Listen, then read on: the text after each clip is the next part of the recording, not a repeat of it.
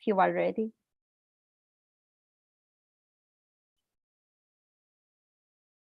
Okay, so I think now good, it's starting. So good afternoon to you all. Thank you for being here at the last event of DigitalGO.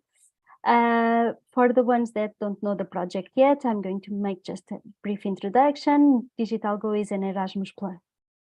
DigitalGO is an Erasmus Plus project to promote basic digital skills in rural areas. I'm listening my voice, sorry.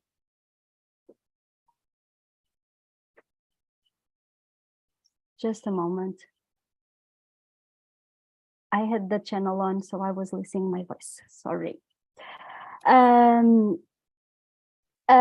I was saying, DigitalGO is an Erasmus Plus project to promote basic digital skills among elderly people in the rural areas, and at the same time, we're collecting from them cultural intangible heritage that is valuable and in some cases will get lost. So I want to always to thank the partners that are here and that help us to introduce this project so successfully.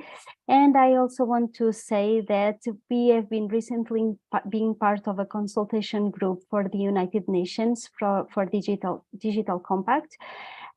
With experts from other countries, we have addressed our experience and concerns about the inequity of access in internet and the gaps on digital literacy. And this document has now been sent to the United Nations for integrated digital cooperation roadmap, and hopefully it brings results in the near future.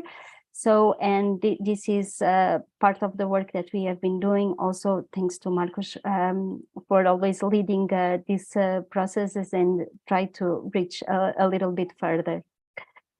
So, I want to introduce my colleagues here with me. Today I have Andrea. Andrea is an independent project manager, expert in new funding programs, working with organizations and communities to transform their ideas into reality. Is in Italian, but a little bit everywhere, so raised to internationalism. And in DigitalGO, he works as foreign project manager, assisting the project educational program. Thank you, Andrea, for joining us, even so that you are traveling and it's not in the perfect conditions. We also have Elisa. Thank you, Elisa. Elisa is a social worker and technician for European projects in the Research and Innovation Department in Intras.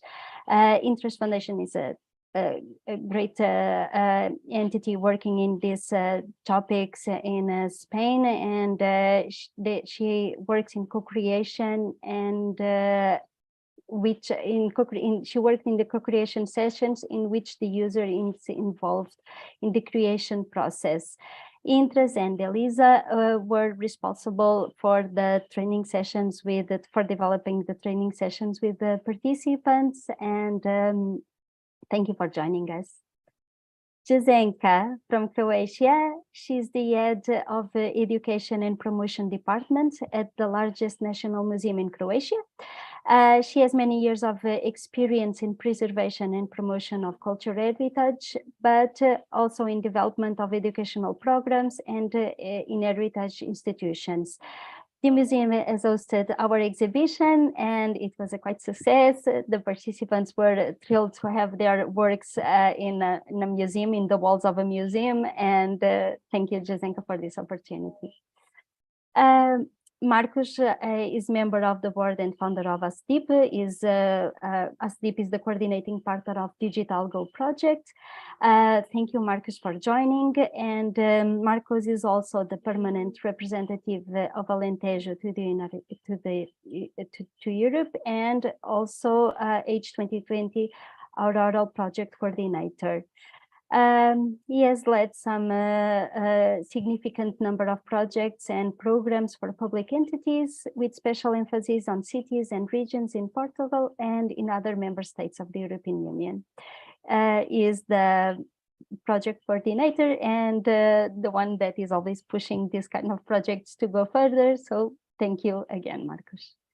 And finally, we have Anna, our special guests for today. Anna is head of the Ukrainian NGO and working in the sphere of cultural heritage, promotion and digitalization, ecology and tourism. Expert of the Ukrainian Cultural Foundation from the Ministry of Culture and Information Policy of Ukraine, PhD in Linguistics, Associated Professor at Leslie Ukrainian Volyn National University. Sorry, Anna, if I'm missing something. And she's journalist and a YouTube blogger. And also thank you for joining us. I think I have introduced you all properly, I hope. If not, please let me know. Me, myself, I'm also a member from ASDIP. I've been working as coordinator for the project. My background is audiovisual and multimedia, and usually I work in project management and communication design in European projects. So, and now that I have made this introduction, and before we go into the discussion, I want to share a short video with you. I hope you like it. Let me try to share. Okay.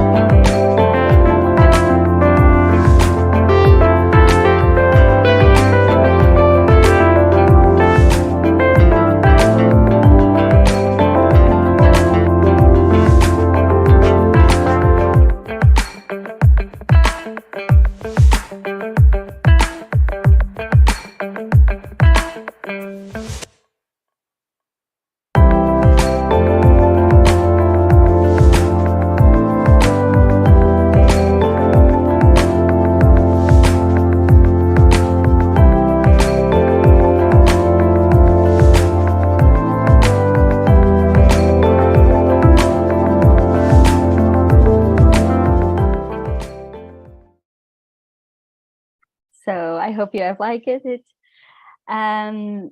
During the months of November and December, the project partners organized a total of 16 training sessions for all elderly people living in rural areas of Spain, Portugal, Italy, and Croatia. Elderly people, with the support of their mentors, have created audio, video, recording, short text, and photographies that show the heritage of their region and the way they live in their villages. So, Andrea, to start, I would like to ask you, you were working in the development of the educational program, and can you let us know what were your major concerns and explain us a little bit of the process to collect those contents and what we can find in the syllabus for the professionals that you have developed, please? Hello, thank you, Monica. I hope you can hear me well, and I apologize for the background noise. I say that a bit on the go in this moment, and to connect in the rural south of France. Anyway, to reply to the question, yes, the educational program consists in 4 modules or 4 sessions, corresponding each of them to a specific storytelling technique, let's say. Now they cover writing, photography, video, audio. The idea was to provide independent learning units that can allow the participants and the trainees to create and to give basically the participants the basic knowledge in order to create their own artworks, either in the form of a photo, a video, or an audio. Each module includes 2 specific learning units, and at the end of each one you can find we added some additional resources or other tips and space for taking notes for someone who wanted to deepen the specific that specific topic.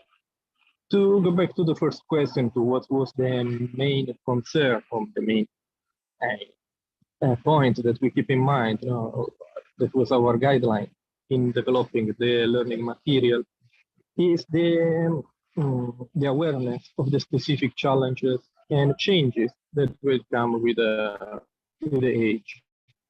The idea was to create something that was adapted to the elderly people and will take into consideration any kind of potential decline or simply focusing attention.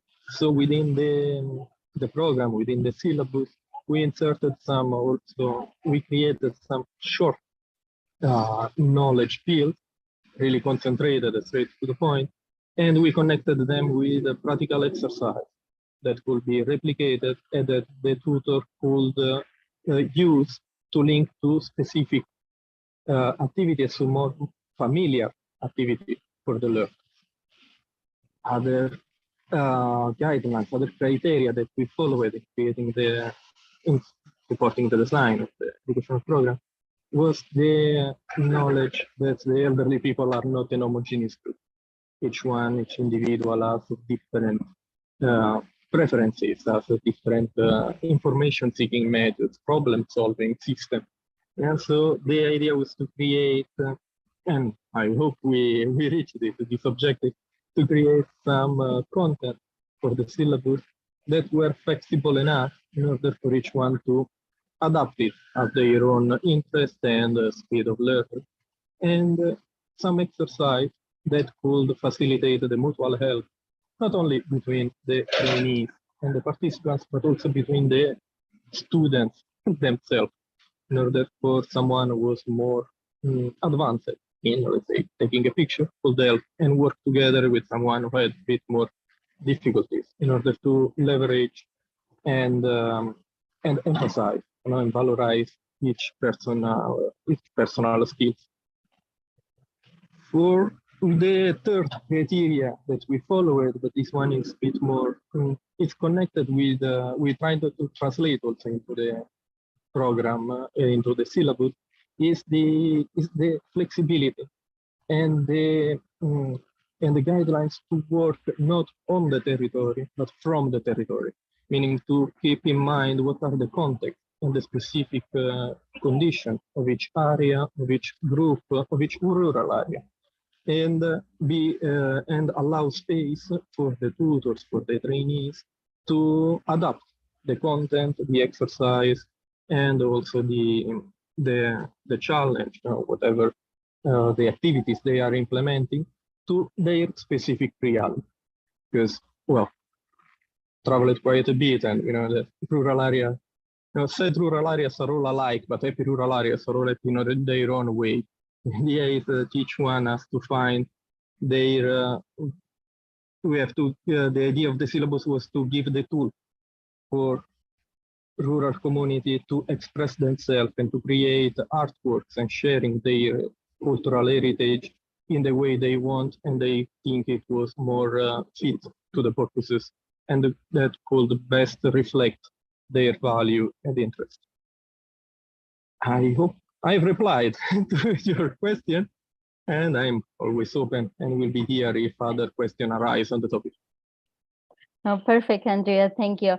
Yes, during this process, facing different realities, because as you were saying, elderly people are not a homogeneous group, and especially when we are talking about digital skills, we have people that is has no mobile phone and no internet access, so it doesn't have any access to this kind of technology and knowledges. And then we have, in the other point, people that are always taking pictures and sharing things and sending audio. So, and the groups had all of this a little bit together. So, we could see that from the materials that were developed, it was easy to adapt and implement the sessions according to the objectives, that in the end, everyone could deliver some artwork that was meaningful and that could bring some heritage with it. Thank you. The implementation of the DigitalGO project allowed, in one hand, to empower people with low digital literacy to use new technologies, and in the other end, to share this heritage that we are mentioning through their stories, traditions, the things that they were sharing in group, and additionally, the fulfillment that these older people feel by being integrated in the digital transformation, by having classes that are adapted to their knowledge in close relationship with their trainees, it's again in self. I think it was something that we have learned during our experience.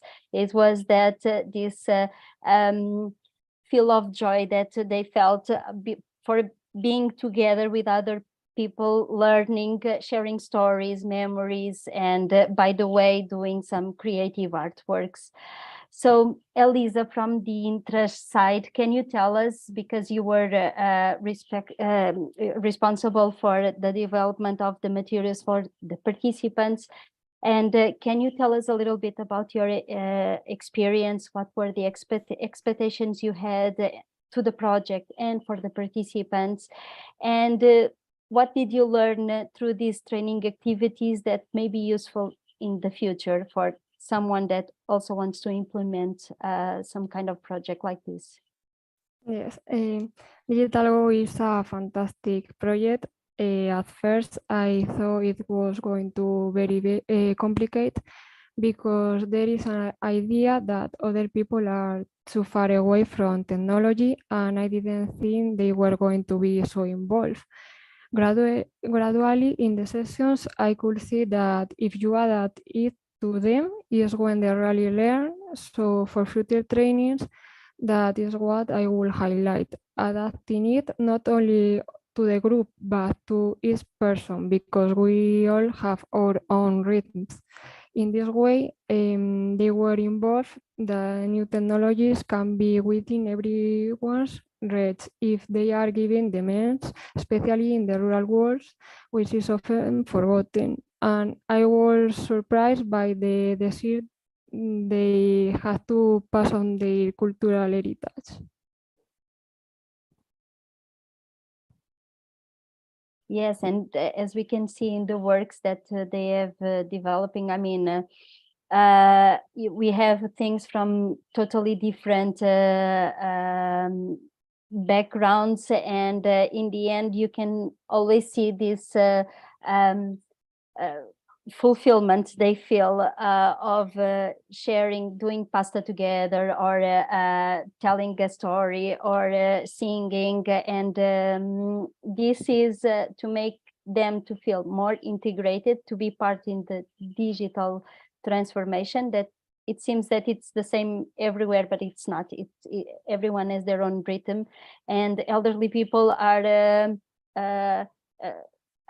not in so into it as the young people that already are born with a mobile phone on their end. So it's something that they need to, run a little bit more, but still they learn really fast, and they are really committed, and they feel joy to, to be able to create a video that is nice, or to send a picture, to send an audio. So the participants from DigitalGO training sessions were elderly people with no previous background in digital literacy, and they were challenged to learn new skills. In February, the Museum of Slavonia in Croatia opened an exhibition with participants' works, and this exhibition showcases audio and videos, texts and photographies that were made from the participants from the 4 countries. Through the work, they told us about the heritage of their region, the way they live in their villages, and this exhibition is somehow a window to their world. Jasenka from the museum, who was organizing the exhibition, can you tell us what was your major concern? I mean, I believe that for a museum to receive lots of non-professional works that you have to commission and to organize, it should be a challenge.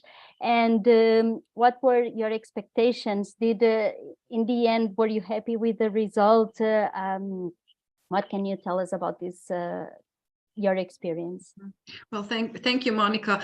Well, first of all, I was really I was supported by as this is strategic partnership throughout the delivering of every partner in this project. So basically, we had we are actually partnership not divided, but joined, and each one of us has previous experience. So basically, we did have some type of background, and we knew where to give a little bit more, and how to actually control not the results, but basically the process. So for me, the most important thing within this project was the process that elderly people went through from the beginning to the start. And the biggest value of it all is the time and places that they joined together with the mentors, accordingly to the modules that actually Andrea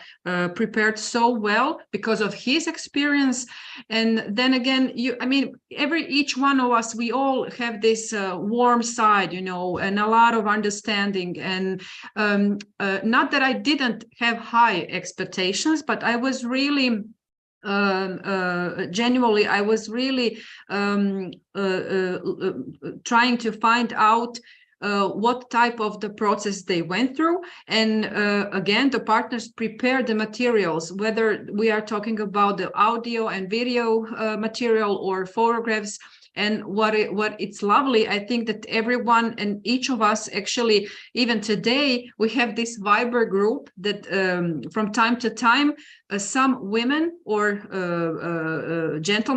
ladies or gentlemen are actually still sending us specific audio sounds, giving us greetings and some photos, and you make friendships with elderly people, and that is definitely true.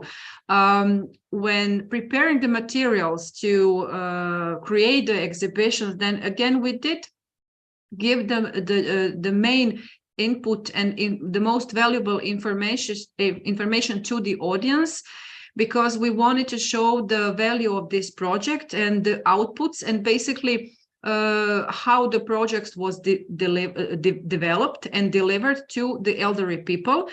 And what is really wonderful, when we all joined to that day when we opened up this in situ exhibition at the Museum of Slavonia, then basically it was like a small hub with everybody joining in and talking to each other. And we witnessed two lovely ladies, one from Croatia and one from Spain, who actually come all the way from Spain. And this lovely lady, Isabel. And you know what? The ladies, Maria from Croatia, from this one village, and Isabel from Spain, basically they don't understand native languages, Croatian or Spanish, but they did. They somehow started talking, you know, with no understanding, but basically it's the gestures. And again, Isabel from Spain, she used this application, mobile application, that is able to translate the languages, you know. So it is really nice to see that they are really eager to learn more, and no matter of the age they are, it is important to them because they feel included in the company and the community. And other most important thing for me was the local memory, collective memory of the group of Spanish, Portuguese, Italian, and then Croatian participants, you know, because they all joined around it. And yes, the result was important, but what I was saying, the process, this is the most valuable thing within this project, because they were, as Monica, you were saying just before, you know, they were talking, they were singing, they were actually mesmerizing, and basically, you know, going into this reminiscence. It's not like a therapy, but you know, they were so eager to share the moments in their lives. So I think that the most important thing is, and yes, of course, when they have seen the exhibition, and especially the virtual ones in 5 different languages, I think that in that specific moment, they realized the power of this digital transformation, and how long the information and the vibe can actually go throughout the world, you know. So this is really, really important, again, to join all together throughout one topic, one theme, which is, for example, cultural heritage, and to make it viral. And I know that, and we were talking, Monica, today is the last day actually of this wonderful consortium and wonderful project, you know, but this exhibition from the Museum of Slavonia is going to go on a little trip 50 kilometers from Osijek to one primary school based in this village. Lovely Croatian ladies are actually coming from, and we will, you know, the exhibition is going to be used as a medium to join children from primary school to, again, with the elderly people, and to try to explain to children why it is so important to support elderly people, their grandmothers and grandfathers, you know, in giving them explanations, in telling them what is right or what is wrong, and basically to support them in this digital transformation. So yes, I'm really happy with the results, but I'm really happy and thrilled with the process. Thank you, Zdenka. Yes. Yes, and it's true. In the end, the process was more important than the results, although the results were really nice. And they were, because then we opened these small exhibitions locally. We printed some of the pictures as they did in the museum, and they were so happy to see themselves hanging on the walls, you know, like, and inviting their relatives, friends to come and to see the things they have done. So it was a process of integration, not only digitally, but socially also. And it was a learning process also for me, or I guess that from the ones that were giving these training classes. And in the end, we got a bigger group of friends. So it was really a nice experience. So, and jumping from the DigitalGO project to a big overview of the digital transition, I would like to make this brief introduction before Marcos and Dana say some words. The digital transition, in addition to the improvement of the infrastructures, also implies a review of the social conditions of all Europeans. Europe's population, regardless age, gender, place, or of residence and level of education, is included in this process of digital transformation. Older people, especially the ones living in rural areas, are somehow left behind because sometimes technology is not accessible the same way it is in big cities. And sometimes they have more difficulty to access training lessons because there are not so much opportunities for people when you get old.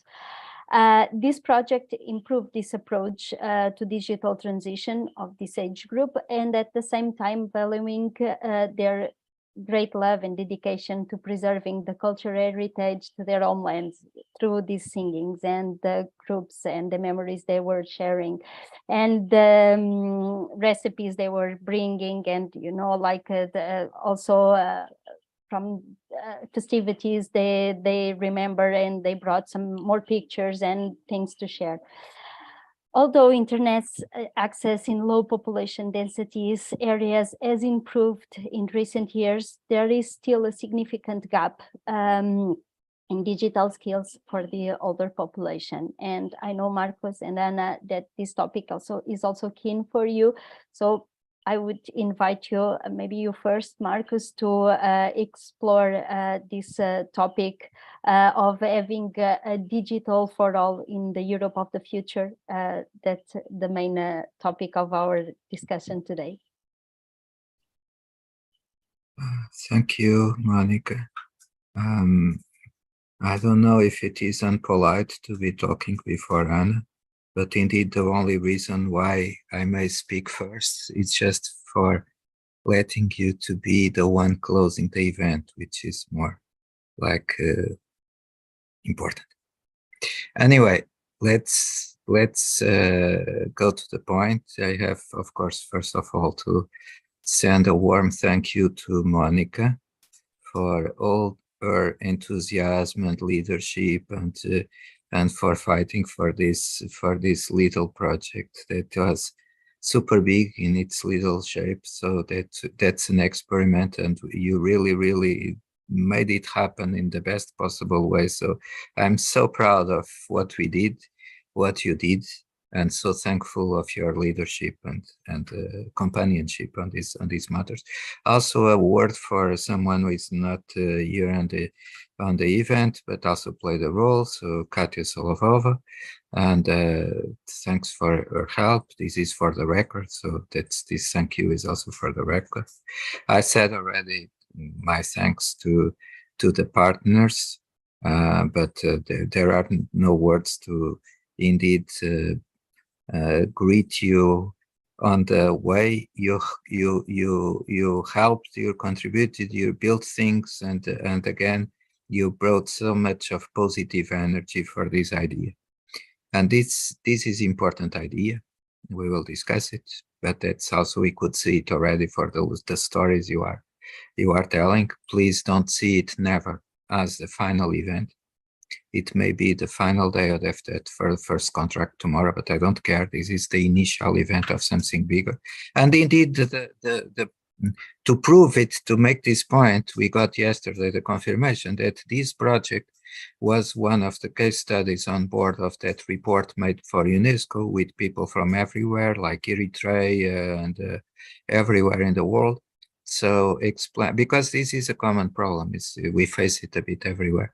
And those people came together, they wrote a report, Monica co-wrote it, and indeed this project is there and is going to be an example for UNESCO to try to set some example, some replication. We are not waiting for it. We see this project as part of Aurora. So Monica, thank you for also mentioning that coordination with Smart Communities Innovation Action from DG Connect.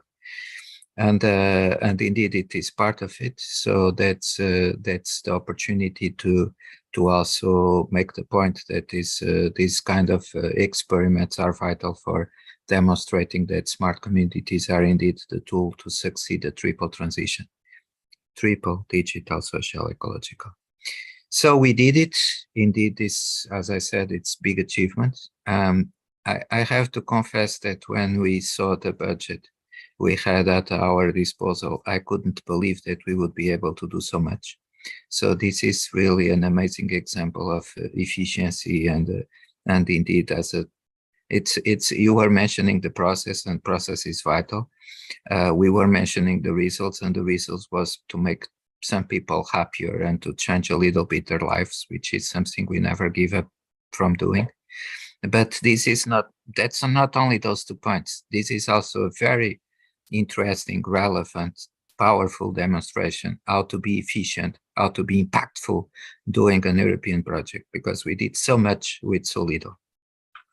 And that's not so often that it happens. Okay, let me try to dig a little deeper on the point, and to comment on how I see the big meaning of this action. And I remember a small story. It was February the 28th, Monday, 2022, and we were campaigning like crazy here in Brussels, saying everywhere that preparing a meeting in the parliament that was planned for March the 1st, so the day after, Tuesday. And that campaign was about granting Ukraine immediate automatic adhesion to the EU. It was our response to the aggression. And someone called me saying, Marcus, you are not very smart. I'm aware of it, so it's not surprising. You are not very smart, because if Ukraine loses the war, we will have a puppet government sitting in the European Council. That's not good. And my answer immediately was, I know Ukrainians. Ukraine will never lose. This was Monday, February the 28th. And you may ask me, what is this little story related to it? It's related because we have here Anna, but it's also related because the key word that relates this little story to this big project is freedom. I said that I know the Ukrainians. Ukraine will never lose, because I know how much attached to freedom you are and how important it is for all of us. And indeed, what we did with this small project was to liberate a number of people. So it was also about freedom. And indeed, if we try to be a little theoretical about freedom, we find that there are some pillars for freedom, building blocks. I'm going to pick 2 of those building blocks for freedom. One building block is mobility. There is no freedom without mobility. And you might say, okay, but this is digital, so people don't move. It's abstract. It's virtual. Yes, but that's about intellectual mobility.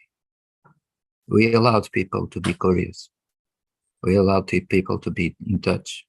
We liberated them, because now they can be friends between Croatian and Spanish people and Portuguese people, even without language barriers. Indeed, we went there, you went there, and you made them to be more free. We liberated them somehow. And we liberated them from exclusion. Because indeed, every time society turns with a new thing, someone is getting excluded, unless at the same time we have the transformation, we have the inclusion. And there is no freedom without mobility. And indeed, if there is something good we may achieve with intellectual mobility provided by digital, is indeed open doors to people and to allow them to be free also online. So this is totally obvious point. And mobility is indeed one of the pillars of freedom. And there is a second pillar I like to mention. That's solidarity. And it is not an original idea. In the early 80s, in Poland, those guys from Gdansk said there is no freedom without solidarity. And that simple sentence ended with Soviet occupation sometime later, and made indeed the biggest transformation that Europe could have until now. I think the biggest one was to come after victory. But indeed, that's we could learn from them, and we could learn empirically, because they did the experiment and they proved they were right, that there is no freedom without solidarity. And if we go a little deeper on the idea of freedom, we also know that there is no freedom without infrastructure for freedom. We can't achieve freedom by ourselves. We achieve freedom collectively, together. And we are better together, and we are stronger together if we can use digital. And that indeed, the idea that we need to build this infrastructure for freedom, it's a social idea. That's something we do with smart communities. That's something we do in our community. It's our community that provides us with that infrastructure to be free. It doesn't work if people is not able to use the infrastructure. That's why this project is critical for freedom. And there is no future without freedom. The same way there are not such a thing as slow learners. And unfortunately, sometimes we find people thinking that, okay, there is no need because there is no business model, that big thing they like to talk about. I get a little angry with this business model thing. Now there is no business model to do fiber coverage or in villages or rural areas or backyards or countryside, because they are not using it. So we have no business model. But why are not using them? Why they are not using it? Because they don't know how to use it. They don't know because nobody took care of passing there 3 days and just teaching them. And finally we did it, and we proved that there is not such a thing as slow learners. And they could say, okay, but they are 80, but they are not slow learners. In 3 days, they could really discover a new world of things and finally end up in the museum and become friend of people that was so far apart. So there is no such thing as slow learners. So there is no excuse to let them behind. There is no exclusion. There is no excuse for that exclusion. Indeed, even more, if we think that these very same people we are working with are the ones that build the culture we enjoy, with those things of how to make pasta, how to sing, how to cook. They built a society we belong to. And indeed, they paid taxes for 60 years. So every time we exclude them, it's really wrong. So we need strong communities that indeed include those people too, to build that crucial infrastructure for freedom, mobility, solidarity, etc. That's why this project is so important, and that's why we named this event Europe for Future, because we are indeed doing a small case to prove a big thing. So that's why this is initial meeting and not final meeting, because the problem is there to be solved, and that's a bit everywhere. And that's indeed why we have to keep proving that with little money, but big talent, we could achieve so much, these amazing results. That's why this is an example on how to do it, how to do that thing of building the Europe of the future. That's why it is also about solidarity, so that finally we proved that it worked. Going there, talking to them, discovering things together, solidarity in practice, solidarity in the move. We could indeed make that transformation that took them to the digital transformation that indeed is risking to exclude, and that indeed we need to succeed by building stronger communities that are infrastructural for freedom. So we made the point, we built solidarity, we built mobility, we built indeed that positive transformation. So we liberated these rural peoples. That's why I'm using the word freedom so much. And we can't talk about freedom today without mentioning Ukraine. That's why I was starting with that little story from that crazy campaign the day before the parliament met. And we helped building the template for the rural citizenship that may fit the European dream. So what we did is big. It's the beginning. And that's why I'm so thankful. And that's why I'm so proud of what we did together. And that's why now I'm going to pass the word for our invited speaker, our keynote speaker, Anna, and get inspiration from you. So thank you, all of you. Thank you so much. Thank you so much for the invitation. And I wanted to start that I'm honored to be at this final stage of the project, but having listening to all of you and to what Marcos has just said, I'm really glad to be at the beginning of the project, at the beginning of continuation of this project. And I will share with you something personal. I did not intend to do that, but when you started showing the photos of these beautiful faces of people who've learned how to go digital, how to share their stories, I will tell you that this January, I've lost my mom. And what I do really often, I check her phone where I see lots of beautiful photos that she took. She was very much into Facebook. She was everywhere. She sent me lots of messages, and I like the way she saw this world. And there are many beautiful photos that she did not send me, and now they give me this atmosphere, this cultural heritage of my mother. So I think that it is totally correct to think of cultural heritage and preservation of cultural heritage, not only in terms of this national treasures, huge cathedrals that are scanned by many teams of IT specialists, but also about this small family stories that can be important for a community or can turn to be important for the whole country. We can never predict that. And giving people the ability to preserve this personal heritage is extremely important too. When this war began, we were extremely worried for various objects of cultural heritage in Ukraine. And now we have a special map that fixes the losses. And we have more than 500 objects that were destroyed or partially destroyed. And among the first of the objects of cultural heritage in Chernihiv, an archive was destroyed. This was an archive of various police documents reporting the crimes of the Stalin era. And the documents were totally destroyed because the archive was not yet digitized. And as a result, all of these stories are lost forever. And many families will not be able to reconnect with some stages of their personal history because, many people disappeared during that period, were sent to Siberia or elsewhere. And this is one more tragedy, less visible, but one more tragedy of this war.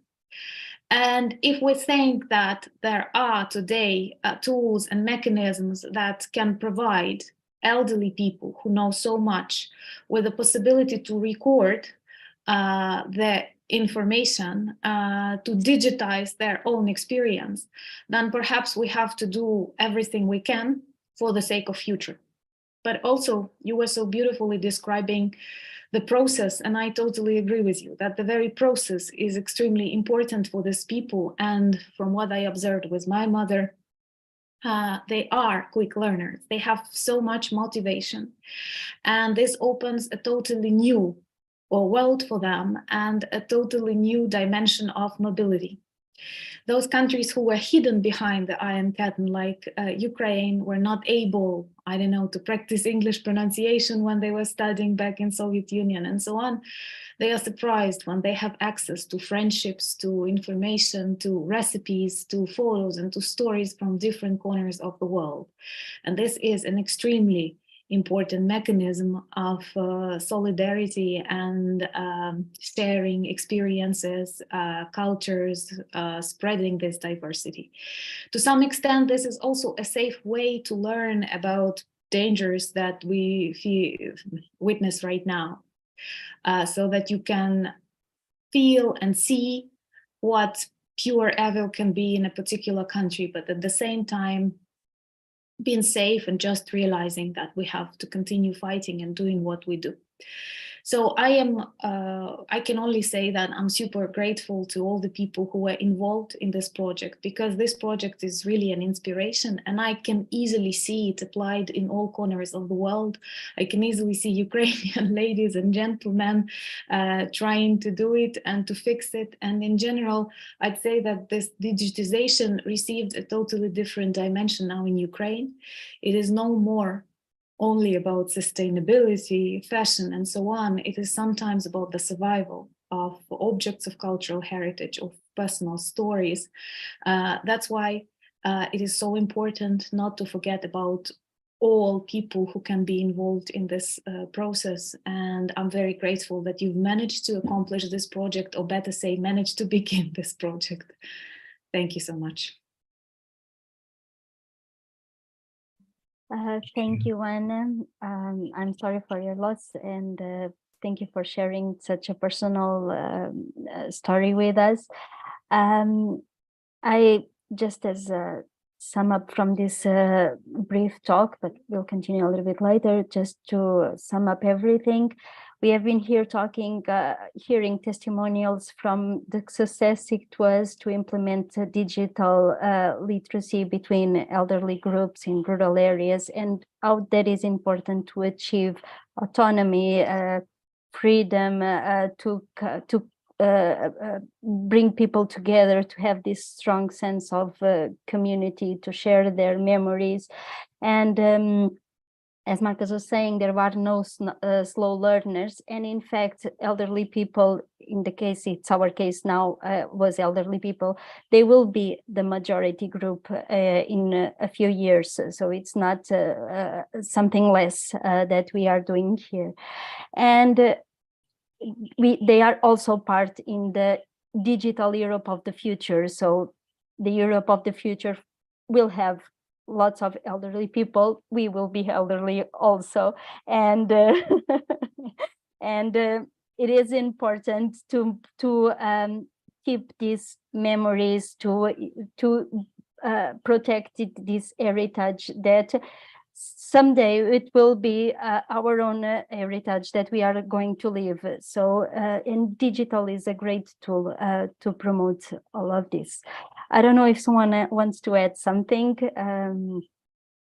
It's really important to have you all here, and I don't know, I invite you to step and say something with me.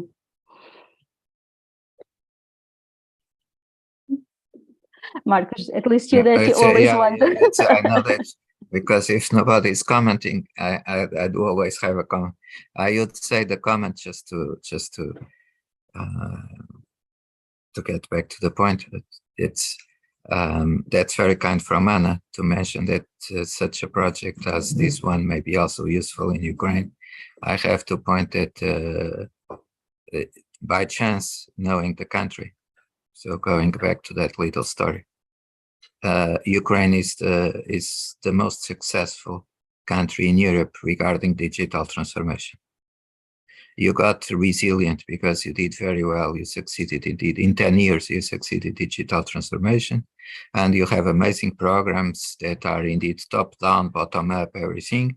A very practical approach to the issue. So that's not only a digital powerhouse on the top level of the critical advanced competencies, but also a country where everybody somehow learned or got involved and benefits from digital transformation.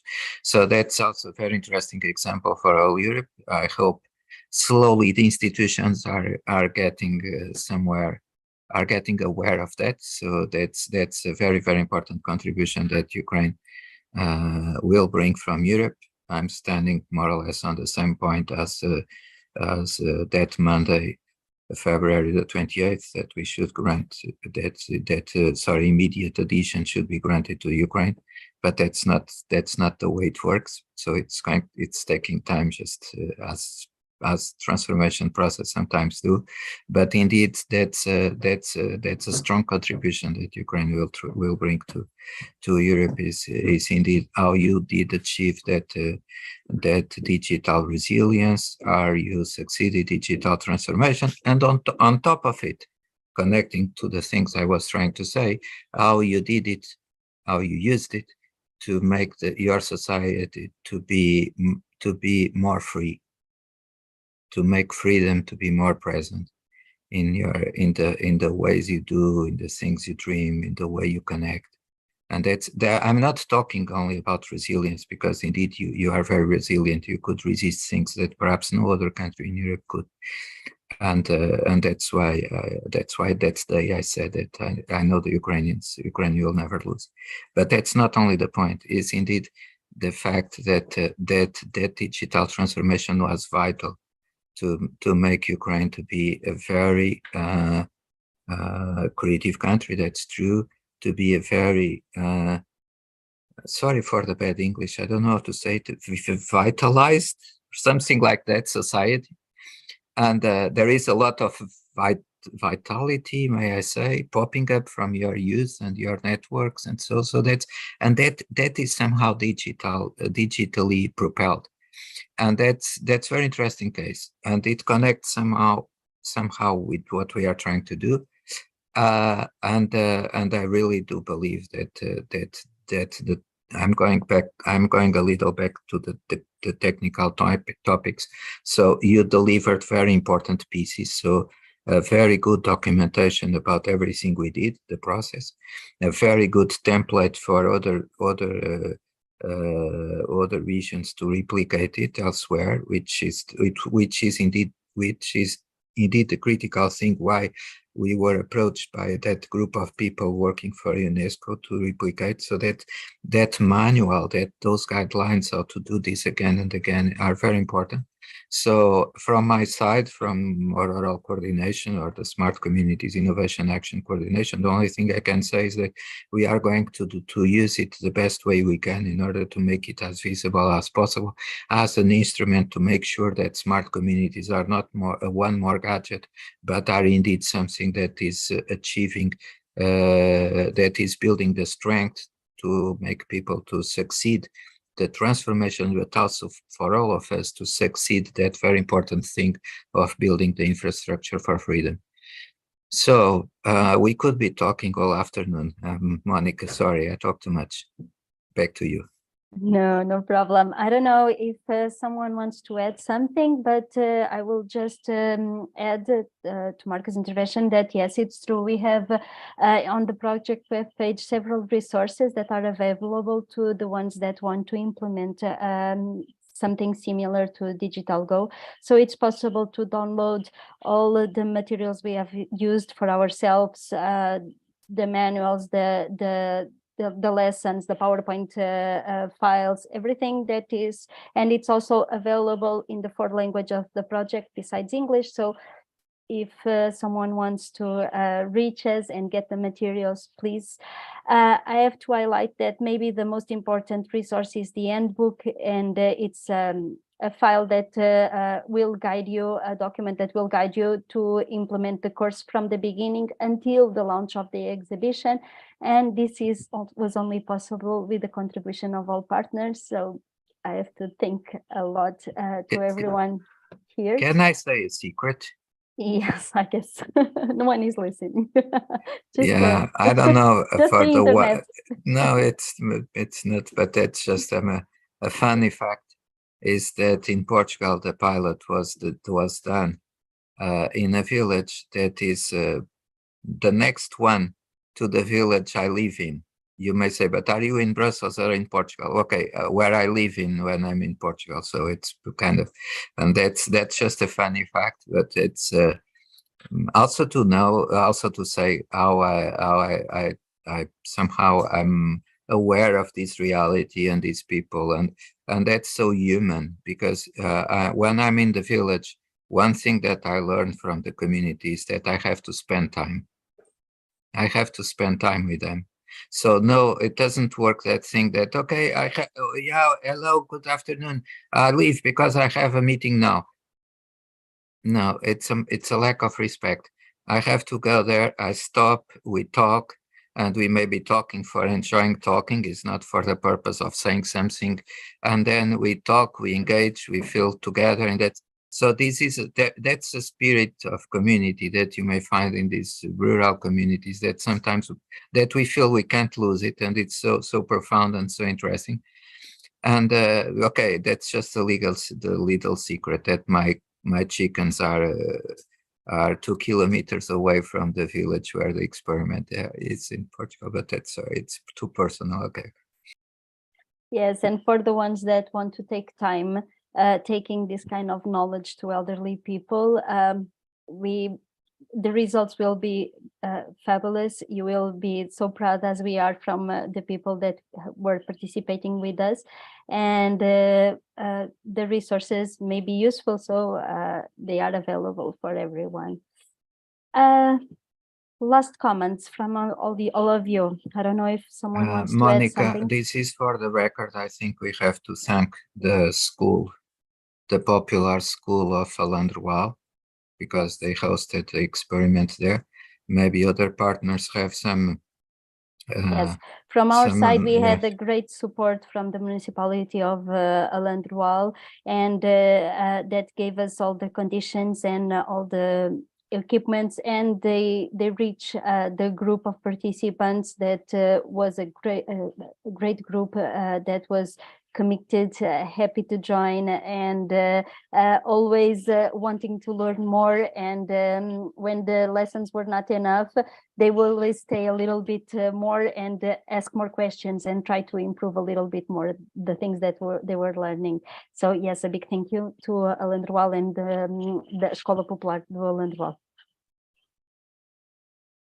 I am from my side. So I don't know if perhaps I can try to build on this, because it's actually a nice topic. I was already thinking of raising the end on the last comment from Marcus. That this important this takeaway that I already mentioned it before. Now the important what we do as as Asbury, to work not on the community but with the community, from the community. The idea, for example, to make the practical example and to exactly leave on the record our thanks to the local action group that put us in contact with the municipality of Zuncoli, where we implemented this digital course. That's our approach. Now, the Aspirin is based in Avellino. Now, in rural areas, even a few kilometers makes you a foreigner. So if we would have arrived there, we were the one from the big city, even if it's not so big, trying to teach them something. So our approach was to work with a local action group, get in contact with the municipality there. We thank them again. They put everything at our disposal, room, venues, devices, and everything. And mostly we get in touch with a group of young people living in that villages that became the trainee. We basically talk to them how to implement the course there. And that engagement worked into two sense. One, from the intergenerational link that also Jasenka was mentioning before, no? Having young people realizing the importance for elderly people to be able to have basically digital literacy, but also allowed a higher level of engagement, because there were people, they were together. After the course, they went for dinner together. They see each other in the street, in the square. They start to take a moment to walk. People that before perhaps they just know, because okay, the bar is just that one, so you see the face, but they never spoke before. Now they are friends. They keep in touch. They get to talk to each other, and as a community, they grow a bit more stronger and connected. And that, again, exactly the idea that you don't have to work on, you don't have to arrive top, but you have to find the connection there and to give the tool to the community to express themselves.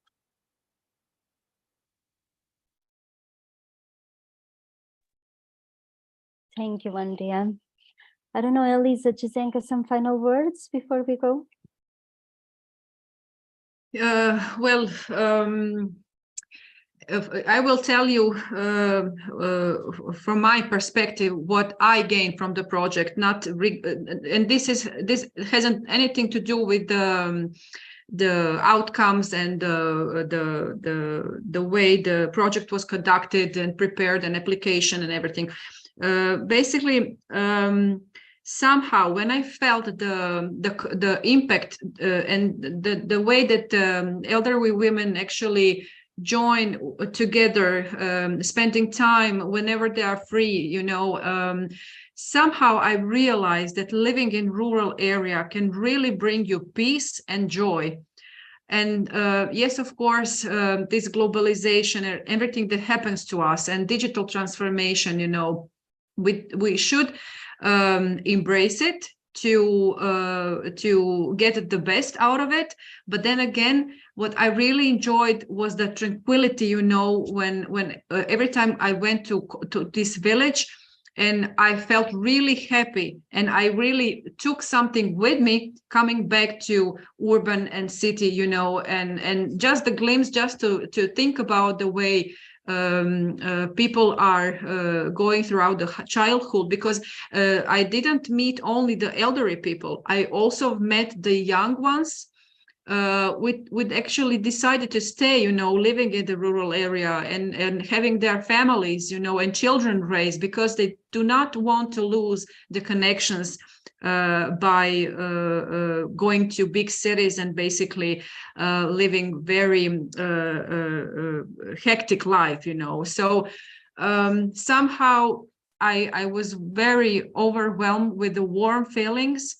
And usually we always, the ladies were always preparing lunch for us, the way they eat organic food, they still have their gardens, chickens all around, you know, and basically, and this is life, you know. Somehow we are overseeing this, that even my child, you know, she needs to see this, because I have my reality, you know, from before and from today, but young children, they do not have it, especially the ones that are living in urban areas, in cities, big cities in Croatia and all over the world. So it is quite well, you know, to go to countryside, to rural landscapes, to meet people. And yes, this is especially valuable to come, to sit down, to have some coffee, to drink some tea, to try some organic eggs, which you cannot buy it anymore in local stores in the cities. And basically to, you know, to remember about the origins and where we are heading to, but also not to lose the connections to the origins and to culture and to identity that we actually need to hold on to. Okay, thanks. Thank you, Zdenka. A little bit like Marcos was saying, we have to spend the time with, you don't have to, you cannot rush. So, but it's good if you spend the time and you enjoy that time with the people living in slow areas. Elisa and maybe Anna for closing then, and we all say goodbye. Yes, it has been an incredible experience. The town hall of Simancas, where we did the sessions, facilitate the process and provide us with the materials, and it was fantastic. And hopefully we will continue to bring all the recursos to rural areas and include them in this future society. I think is the aim object. Thank you, Elisa. I don't know, so I think we can say goodbye with Anna. Yeah, thank you so much for the opportunity to speak a little bit about Ukrainian experience and to learn from your experience, to get inspiration. And I totally agree that digitization and introduction to new technologies gives this freedom and the feeling of solidarity, and it helps us overcome various obstacles and still feel united. So we are definitely for it. And I think from Ukrainian perspective, this is also a good platform for our smooth and effective integration into the European family, coming back home to you. Thank you. Thank you all. We'll keep in touch, and we'll keep working in this digital for all in the Europe of the future. So where Ukrainians will be part of the big family also. See you all. Thank you. Bye.